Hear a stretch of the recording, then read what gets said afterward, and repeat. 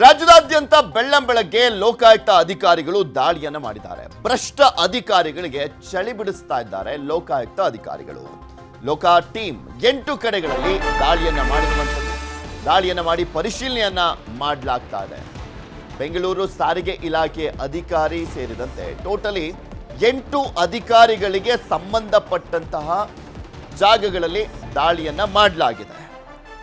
ದಾಳಿಯನ್ನ ಮಾಡಿ ಪರಿಶೀಲನೆಯನ್ನ ಮಾಡ್ತಾ ಇದ್ದಾರೆ ಲೋಕಾಯುಕ್ತ ಅಧಿಕಾರಿಗಳು.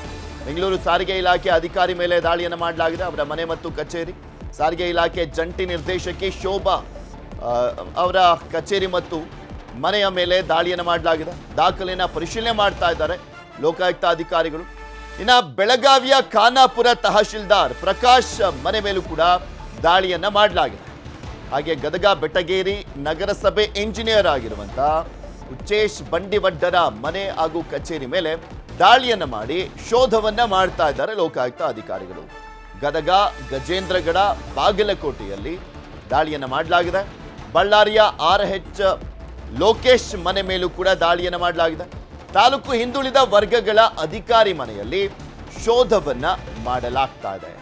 ಖಾನಾಪುರ ತಹಶೀಲ್ದಾರ್ ಹಾಗೆ ಬೆಂಗಳೂರು ಟ್ರಾನ್ಸ್ಪೋರ್ಟ್ ಡಿಪಾರ್ಟ್ಮೆಂಟ್ ಜಂಟಿ ನಿರ್ದೇಶಕರಾಗಿರುವಂತ ಶೋಭಾ ಸೇರಿದಂತೆ 8 ಜಿಲ್ಲೆಯ ಅಧಿಕಾರಿಗಳ ಮನೆ ಮತ್ತು ಕಚೇರಿಗಳ ಮೇಲೆ ದಾಳಿಯನ್ನ ಮಾಡಿ ಪರಿಶೀಲನೆ ಮಾಡುವಂತ ಕೆಲಸ ಆಗ್ತಾ ಇದೆ. ನೋಡೋಣ ಇನ್ನೊಂದು ಸ್ವಲ್ಪ ಹೊತ್ತು ಆದಮೇಲೆ ಯಾರ್ಯಾರ ಮನೆಯಲ್ಲಿ ಎಷ್ಟೆಷ್ಟು kg ಚಿನ್ನ ಸಿಕ್ತು, ಹಣ ಸಿಕ್ತು, ಆಸ್ತಿ ಪತ್ರಗಳು ಸಿಕ್ಕಿದೆ, ಐಷಾರಾಮಿ ಕಾರ್ಗಳು, ಬೈಕ್ಗಳು ಸಿಕ್ಕಿದ್ದಾವೆ ಅನ್ನುವಂಥದ್ರ ಬಗ್ಗೆ ನೆಕ್ಸ್ಟ್ ಡೀಟೇಲ್ಸ್ಗಳು ಸಿಗ್ತಾ ಹೋಗುತ್ತೆ.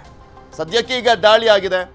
ದಾಳಿಯನ್ನ ಮಾಡಿರುವಂತ ಲೋಕಾಯುಕ್ತ ಅಧಿಕಾರಿಗಳು ಪರಿಶೀಲನೆಯನ್ನ ಮಾಡ್ತಾ ಇದ್ದಾರೆ, ವಿಚಾರಣೆಯನ್ನ ಮಾಡ್ತಾ ಇದ್ದಾರೆ. ಯಾರ್ಯಾರು ಅಧಿಕಾರಿಗಳು ಅನ್ನುವಂಥದ್ದನ್ನ ಕೂಡ ನಿಮಗೆ ವಿತ್ ಫೋಟೋ ತೋರಿಸ್ತಾ ಇದೀವಿ. ಹಾಗೆ ಅವರ ಐಷಾರಾಮಿ ಮನೆಗಳನ್ನ ಕೂಡ ನೀವು ಗಮನಿಸಬಹುದು. ಲೋಕಾಯುಕ್ತ ಅಧಿಕಾರಿಗಳಿಗೆ ಕಂಪ್ಲೇಂಟ್ಸ್ಗಳು ಕೂಡ ಆಗಿರುತ್ತೆ.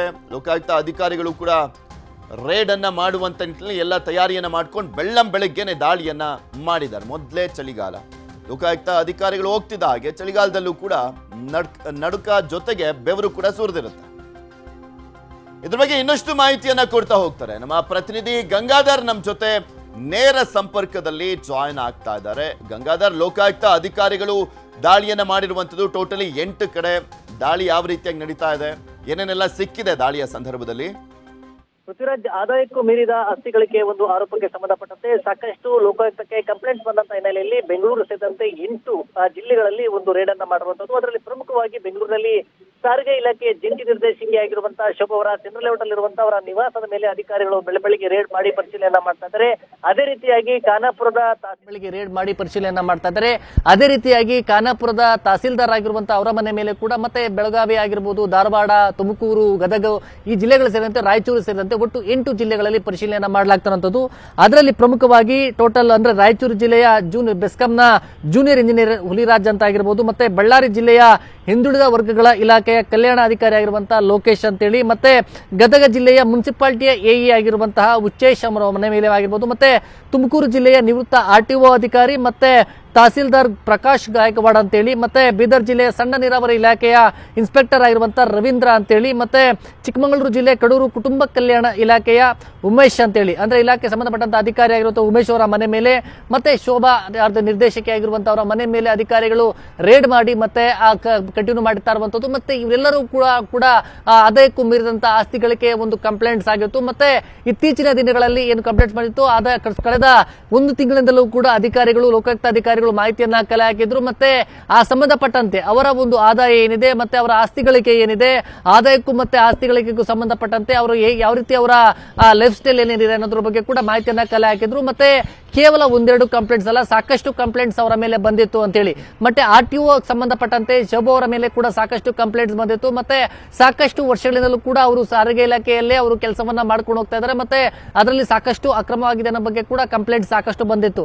ಅದೇ ರೀತಿಯಾಗಿ ಈಗ ಸಾರಿಗೆ ಇಲಾಖೆಗೆ ಸಂಬಂಧಪಟ್ಟಂತೆ ಜಂಟಿ ನಿರ್ದೇಶಕರ ಮನೆ ಮೇಲೆ ಅಂದ್ರೆ ಚಂದ್ರಲೌಟ್ ಅವರ ನಿವಾಸದಲ್ಲಿ ಪರಿಶೀಲನೆ ಮಾಡಿ ಪರಿಶೀಲನೆ ಮಾಡ್ತಾ ಇದ್ದಾರೆ. ಮತ್ತೆ ಅವರು ನಿವಾಸದಲ್ಲಿ ಇರುವಂತಹ ಬಗ್ಗೆ ಮಾಹಿತಿ ಸಿಕ್ಕಿರುವಂತದ್ದು, ಮತ್ತೆ ಆ ಬಗ್ಗೆ ಎಂಕ್ವೈರಿ ಕೂಡ ಮುಗುತ್ತೆ. ಸಂಜೆವರೆಗೂ ಕೂಡ ದಾಳಿ ಕಂಟಿನ್ಯೂ ಆಗುವಂತಹ ಸಾಧ್ಯತೆಗಳು, ಮತ್ತೆ ತಹಸೀಲ್ದಾರ್ ಖಾನಾಪುರದ ತಹಸೀಲ್ದಾರ್ ಏನಿದ್ದಾರೆ ಅವರ ಮನೆ ಮೇಲೂ ಕೂಡ ರೇಡ್ ಮಾಡಲಾಗಿರುವಂತದ್ದು. ಈಗ ಸಂಬಂಧಪಟ್ಟಂತೆ ಒಟ್ಟಾರೆಯಾಗಿ 8 ಮಂದಿಯ ಅಧಿಕಾರಿಗಳೇನಿದ್ದಾರೆ ಅಧಿಕಾರಿಗಳಿಗೆ ಸಂಬಂಧಪಟ್ಟಂತಹ ದಾಖಲೆಗಳನ್ನ ಕೆಲವು ಸಂಬಂಧಪಟ್ಟಂತೆ ಹಿರಿಯ ಅಧಿಕಾರಿಗಳು ಕೂಡ ಈಗ ಮಾಹಿತಿಯನ್ನ ಪಡ್ಕೊಳ್ಳುವಂತ ನಿಟ್ಟಿನಲ್ಲಿ ಎಲ್ಲ ನಿರತರಾಗಿರುವಂತದ್ದು. ಪೃಥ್ವಿರಾಜ್, ಗಂಗಾಧರ್, ಇವ್ರ ಮನೆಗಳ ಮೇಲೆ ದಾಳಿಯನ್ನು ಮಾಡಿದಂತ ಸಂದರ್ಭದಲ್ಲಿ ಎಲ್ಲ ಅಧಿಕಾರಿಗಳು ಇದ್ರಂತ. ಈ ಸಂದರ್ಭದಲ್ಲಿ ಏನಾದರೂ ಅಂದ್ರೆ ಈ ಐಷಾರಾಮಿ ಕಾರುಗಳು, ಬೈಕ್ಗಳು, ಹಾಗೆ ಚಿನ್ನ ಮತ್ತೆ ಏನ್ ಆಸ್ತಿ ಸಿಕ್ತು ಅನ್ನುವಂಥದ್ದು ಕೂಡ ಸಹಜವಾಗಿ ಕುತೂಹಲ ಇರುತ್ತೆ. ಅದ್ರ ಬಗ್ಗೆ ಏನಾದರೂ ಡೀಟೇಲ್ಸ್ ಸಿಗ್ತಾ ಇದೆಯಾ? ಸದ್ಯದ ಮಟ್ಟಿಗೆ ಇನ್ನಷ್ಟೇ ಅವರನ್ನ ವಿಚಾರಣೆ ಮಾಡುವಂತದ್ದು, ಮನೆಯಲ್ಲಿ ತಲಾಶ್ ಪರಿಶೀಲನೆ ಮಾಡಿ ಏನೆಲ್ಲ ವಸ್ತುಗಳು ಸಿಕ್ಕಿದೆ ಅನ್ನೋದ್ರ ಬಗ್ಗೆ ಇನ್ನಷ್ಟೇ ಅದ್ರ ಬಗ್ಗೆ ಮಾಹಿತಿ ಬರಬೇಕಾಗಿದೆ.